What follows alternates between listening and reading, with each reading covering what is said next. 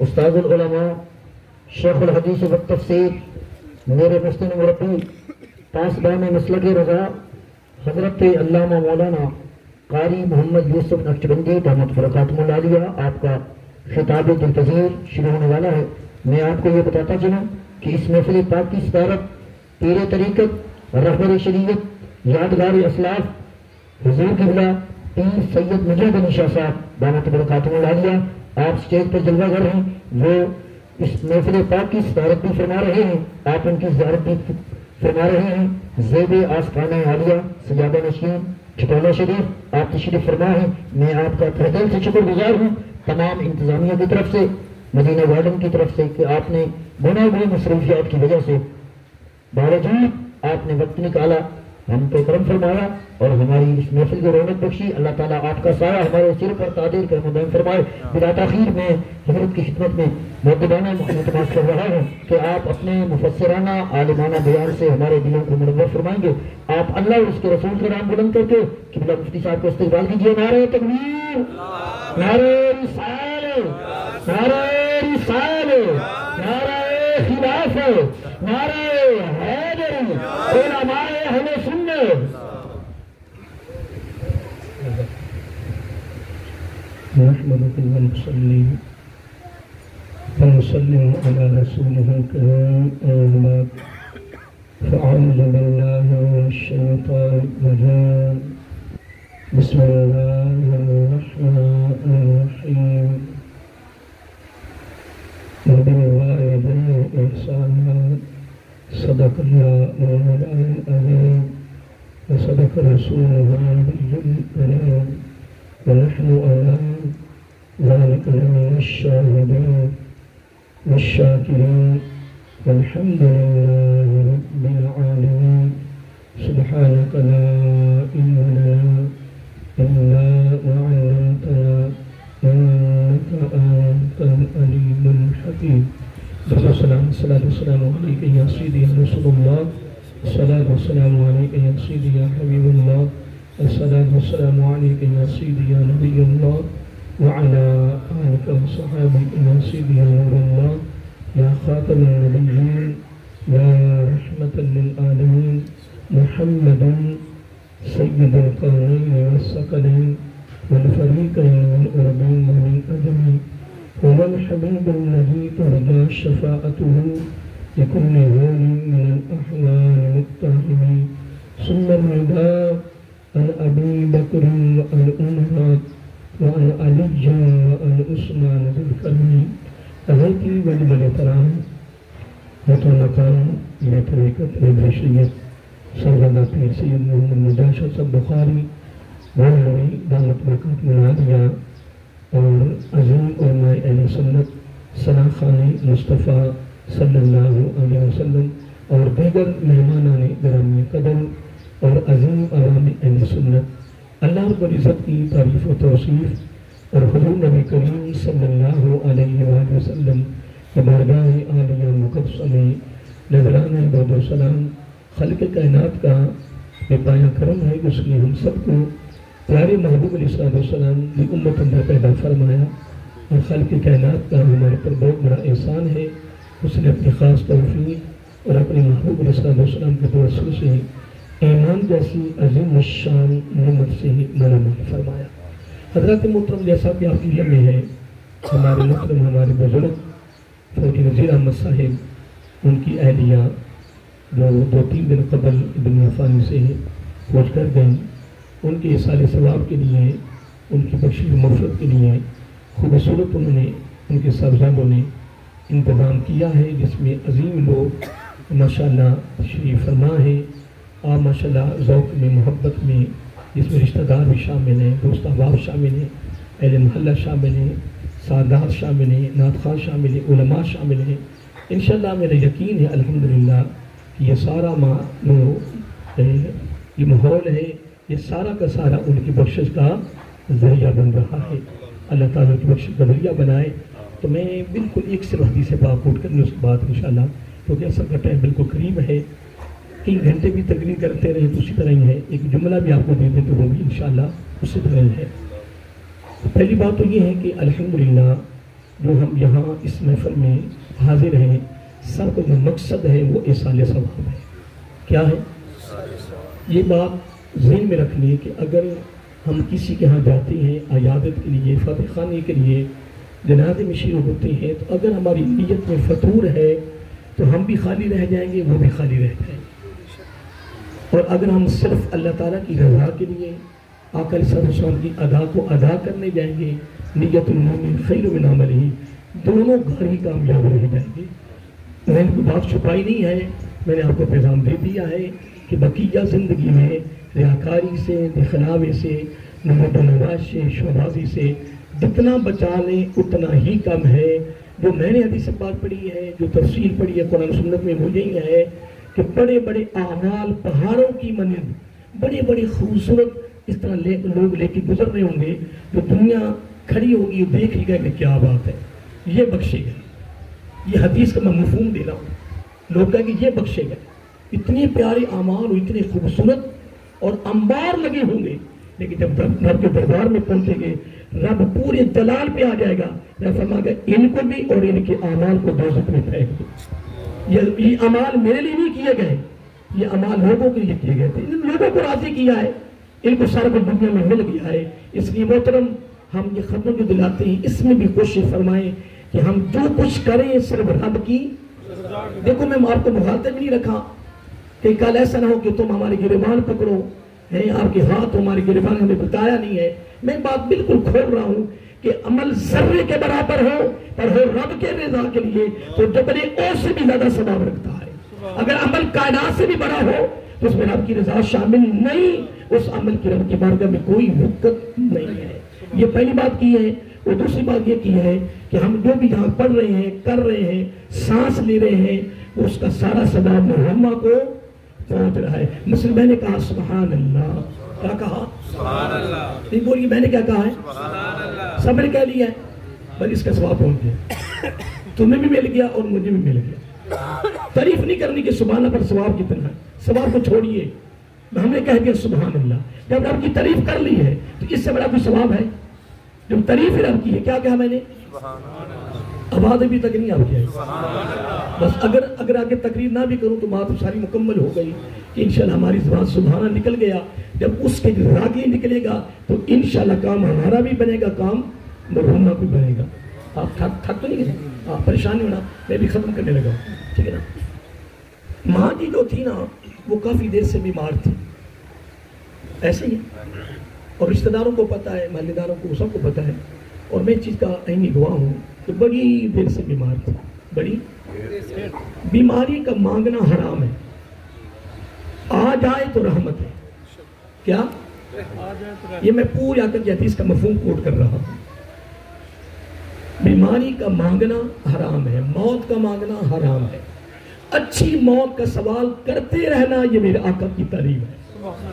خاتمہ بالخیر کے لیے یا اللہ زندہ بھی رکھ تو ایمان پر، موت بھی دے تو ایمان پر. ایسی موت کا مانگتے رہنا یہ ہمیں آقا علیہ السلام کی بارگاہ سے تعلیم ملی ہے، درس ملا ہے، تحفہ ملا ہے. ٹھیک ہے جی. لیکن ویسے موت کو مانگنا میں مر جاؤں، ختم ہو جاؤں، جس طرح بھی تنگ آ جاتا ہے، اس طرح کرنا یہ حرام ہے، منع کیا گیا ہے.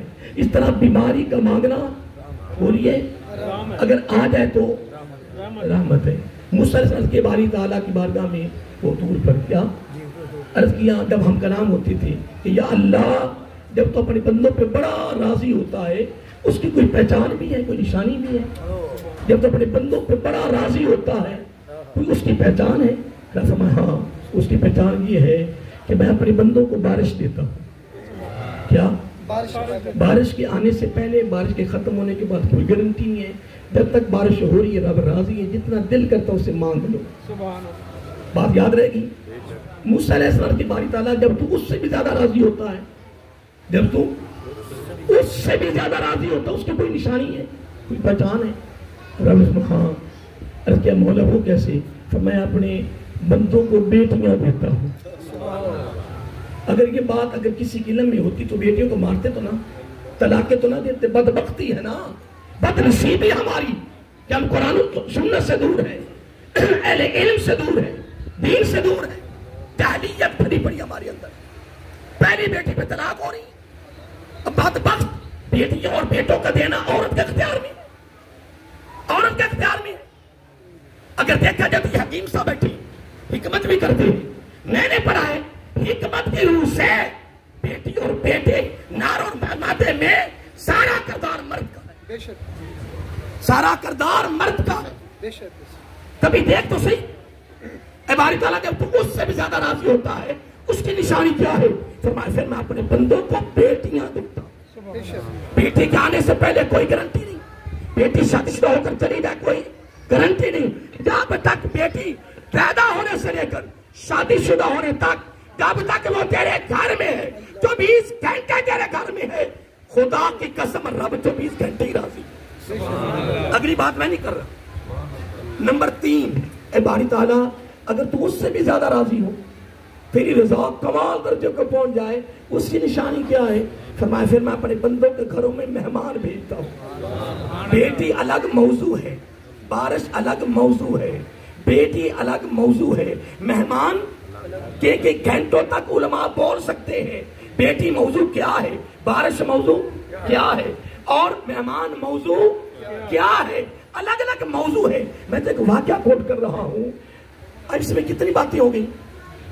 بارش رحمت, بیٹی رحمت, آگے اور چوتھا ہے بیماری. وہ حدیث میں آتا ہے بیماری مانگنے جو میں بات کر رہا تھا, پھر میں پورا واقعہ کوٹ کر لیا. بیماری کا مانگنا حرام, اگر آ جائے تو پھر مقابلہ کر. وہ کیسے؟ آقا میں اس حدیث کو مختصر کر رہا ہوں. آقا علیہ السلام نے فرمایا, میرے رب نے مجھ سے فرمایا کہ میرا بندہ جب تک بیمار رہتا ہے وہ میرے گھر کا مہمان رہتا ہے. بندہ جب تک بیمار رہتا ہے وہ میرے گھر کا مہمان رہتا ہے, وہ میرے گھر کا. اگلا جملہ سنو, فرمایا میزبان کا کام انتظام کرے. کس چیز کا؟ کھلانے پلانے کا. تو حدیث کا لفظ کیا ہے؟ آقا علیہ السلام نے فرمایا, میرے رب نے مجھ سے فرمایا میرے محبوب صلی اللہ علیہ وسلم میں اس کو کھلاتا بھی ہوں پلاتا بھی ہوں. میں اسے, وہ جس طرح صحابہ کرام نے روزے رکھنے شروع کر دیے, آقا نے روزے رکھے, حکم نہیں کیا. صحابہ نے کہا ہم نے روزے رکھنے, روزے رکھتے رکھتے کمزور ہونے شروع ہو گئے, رنگ زرد ہو گئے. آقا علیہ السلام نے, صحابہ کیا ہو گیا تمہیں, کمزور کیوں پڑ گئے ہو؟ ایسا کمزور کیوں پڑ گئے ہو, رنگ زرد کیوں ہو گئے؟ آقا ہم روزے رکھتے ہیں. فرمایا کیوں؟ آقا تم رکھتے ہو. فرمایا ایوکم مثلی, کہ تم میں سے کوئی میری مثل ہے؟ میرا رب مجھے کھلاتا بھی ہے, میرا رب مجھے پلاتا بھی ہے. سبحان اللہ. میں تو تمہیں حکم ہی نہیں کیا, وہ تو عمل میرا ہے. اب آگے بڑھیے, بس آخری جملہ بس دے رہا ہوں, نتیجہ دے رہا ہوں اس کا رزلٹ, اس کے بعد ختم شی, پھر دعا انشاءاللہ. اللہ اکبر. آقا علیہ السلام نے فرمایا, میرے رب نے مجھ سے فرمایا کہ بیماری رحمت ہے. آقا نے فرمایا بیماری رحمت ہے, مانگنا آ جائے تو کتنی رحمت ہے, اس کا ایک حصہ دے دیا, آخری حصہ دے رہا ہوں. آقا علیہ السلام نے فرمایا اگر وہ بیماری میں سے نکل آتا ہے, تندرست ہو جاتا ہے, جس دن تندرست ہوا ہے اس طرح ہو گیا ہے جس طرح آج ہی پیدا ہوا. بیماری گناہ ختم کر دیتی, بیماری گناہ بالکل دھو دیتی, صاف کر دیتی ہے. قلوم ولدت ہو امہ, اس دن کی طرح ہو جاتا ہے جس طرح اس کی ماں نے اس کو جنا پیدا کیا ہے. کیا کیا ہے؟ بولیے. یہ بیماری کا نتیجے کا پہلا حصہ ہے کہ اگر وہ تندرست ہوتا ہے تو کیسے ہو جاتا ہے؟ یاد رہے گا آپ کو؟ ویسے تو باتیں بھول جاتی ہیں نا, لیکن آپ کو یاد رہے گی امید انشاءاللہ کہ آپ توجہ سے سن رہے ہیں. ٹھیک ہے جی, آؤ پکار نہیں کرنی, ہائے ہائے نہیں کرنی ہے. وہ رہبہ بصری علیہ الرحمہ نام سنا ہے نا, اب رہبہ یہ نہیں سنا تو آپ تو سن لیا نا, تو جھوٹ نہیں نہ ہوگا نا, سن لیا آپ نے. حضرت رہبہ بازار میں جا رہی تھی, ایک نوجوان نے سرخ پٹی باندھی ہوئی تھی. کیا یہ بھی ایک آپ اچانک پیغام آ گیا میری زبان پر, سرخ پٹی باندھی تھی. رہبہ بصری علیہ الرحمہ فرمانے لگی اے بیٹے نوجوان یہ کیا ہے؟ کہنے لگے یہ سرخ پٹی باندھی ہوئی. کہنے لگے کیوں؟ کہنے لگے سر کو درد ہے. کیا سر کو؟ تو فرمایا سرخ پٹی کیوں باندھی ہوئی؟ تو آپ فرمانے لگی کہ کیا زندگی میں کبھی اس سے پہلے بھی تکلیف ہوئی ہے؟ کہ نہیں. تو فرمایا کتنا افسوس ہے بیٹے تیرے اوپر کہ زندگی میں کبھی تکلیف نہیں ہوئی، 23 سال تیری عمر ہو چکی ہے، زندگی میں پہلی مرتبہ سر کو درد ہوا ہے، سرخ پٹی باندھ کر بازاروں کے اندر رب کا شکوہ کر رہے ہو، اور 100 سے تیرے اوپر کہ 23 سال میں کبھی تکلیف نہیں ہوئی، کبھی درد نہیں ہوا، اور آج 23 سال میں پہلی مرتبہ سر کو درد ہوا ہے، سر پٹی باندھ کر رب کی شکوہ کر رہے ہو۔ یہ 23 سال کی تندرستی کی پٹی باندھ کر رب کا شکر ادا کیا، یہ بدبختی، یہ بیماریاں ہمیں لگی ہوئی ہیں، سارا کچھ ہو کر بھی پوچھا جناب کیا حال ہے، مر گئے ہیں، تباہ ہو گئے، مگر اور مرو، اور مرنا چاہیے تیرے لیے۔ اللہ کے بندے تیرے پاس کچھ نہ رہے، میری بات پہ غور کرنا، تیرے پاس کچھ نہ رہے، بالکل تنگ دست ہو جائے تو پھر بھی پوری دنیا کے غیر مسلموں سے امیر ہے، پوری دنیا کے غیر مسلموں سے تو امیر ہے، کیونکہ جو دولت تیرا دامن میں ہے وہ دولت پوری دنیا کے غیر مسلموں کے پاس نہیں ہے۔ اس کو ایمان کہتے ہیں، اس کو ایمان کہتے ہیں، اس کو ایمان کہتے ہیں۔ تو کیسے غریب ہے؟ سپر طاقت بھی تو ہے، امیر بھی تو ہے، کوئی میری نگاہ میں امیر ملک نہیں ہے، امریکہ میری فرانس ہے، کون کہتا ملک کو سپر طاقت؟ کوئی سپر طاقت نہیں ہے، سپر طاقت مسلمان ہے۔ اگر یہ مومن بن جائے تو پھر بھی الحمدللہ، اگر ہمیں رب غیر مسلم کے گھر میں پیدا کر دیتا، کچھ رب کا بگاڑ سکتے تھے، ہمیشہ جہنمی ہو جاتے۔ تو اس سے بڑا بھی کوئی امیر ہو سکتا ہے، تو بہت بڑا امیر ہے کہ رب نے بن مانگے عالم روا سے تمہیں پسند کر کے ایمانداروں کے گھر میں پیدا کیا، پھر محبوب کی امت میں پیدا کیا ہے۔ اب دعا تم نے کرنے کی، یا اللہ زندہ رکھ تو ایمان پر، موت آئے تو ایمان پر۔ آئیے پھر ادھر چلیے، اگر وہ بیماری سے نکل آتا ہے تو کیسے ہو جاتا ہے؟ جس طرح آج ہی پیدا ہوا ہے، آج ہی۔ اگلا جملہ بھی سن لیں، آقا علیہ السلام اگر بیماری میں فوت ہو جائے، اگر بیماری میں فوت ہو جائے تو پھر وہ شہید ہے، وہ درجہ شہادت پہ فائد ہو گیا، درجہ ہے۔ میں کوئی یہ نہیں کر رہا کہ فوجی صاحب خوش ہو جائیں، ان کے ساتھ دادے کو خوشامد کرنے آیا ہوں، میں ان سے کیا لینا ہے، میں نے کہا محتاج، ہم تقریریں کرنے باہر جاتے ہیں تو ہم کہتے ہیں ہمارے استقبال کرو، میں تو اس کا میں ویسے خلاف ہوں، ہماری استقبال کرو، جو ہمارے گلوں میں ہاتھ ڈالو جی، نعرے لگاؤ، کیوں، کس لیے؟ نعت خانوں کو یہی کہتا ہوں، قرآن کو یہی کہتا ہوں، علماء کو یہ کہتا ہوں، اللہ کے بندے سب سے بڑا پروٹوکول، سب سے بڑا خوبصورت تحفہ یہ ہے کہ تیری زبان کو رب نے اپنے اور اپنے محبوب کے ذکر کے لیے پسند کر لیا۔ اللہ کے بندے مجھے ایک مسجد میں 38 سال ہو گئے، آج بھی جب گھر سے نکل کے مسجد میں پہلا قدم رکھتا ہوں نا حضرت صاحب، مجھے یقین نہیں آتا کہ یا اللہ میں تیرے گھر میں داخل ہو رہا ہوں، یا اللہ میں اور تیرے گھر میں۔ صبح جب پہلا سبق حفظ کا پڑھاتا ہوں، یقین نہیں آتا، سینکڑوں بچے بچیاں میرے شاگرد ہیں، مفتی حضرت صاحب، مفتی ان کو تم نے مفتی کہا ہے نا، مفتی بن چکے الحمدللہ، بڑے بڑے علماء، لیکن یقین نہیں آتا۔ اس لیے دوستوں آپ اللہ کا شکر ادا کرو، ایک مرتبہ سارے کہو الحمدللہ، کہ ہم نے رب کا شکر ادا کیا، اللہ تو نے عالم روا سے میں پسند کر کے بن مانگے، پہلا پروٹوکول ایمان، دوسرا پروٹوکول اپنے محبوب کی امت میں پیدا کیا ہے۔ لے دوستو اللہ کو سامنے رکھے، میں نے حدیث ریکارڈ کی ہے کہ ماں بھی بڑی دیر سے بیمار تھی، میرا یقین ہے کہ جو نبی فرمایا وہ سچ ہے، بیماری سے نکل آئے تو گناہوں سے پاک، اگر چلا جائے تو درجہ شہادت ہے۔ ماں جی درجہ شہادت پا کر گئی، کیوں کہ بیماری کا بڑا مقابلہ انہوں نے کیا ہے، بڑا مقابلہ، میرا ان کے ساتھ تعلقات 35 سال سے ہے، بڑی دیر سے بیمار تھی، بڑا مقابلہ کیا ہے۔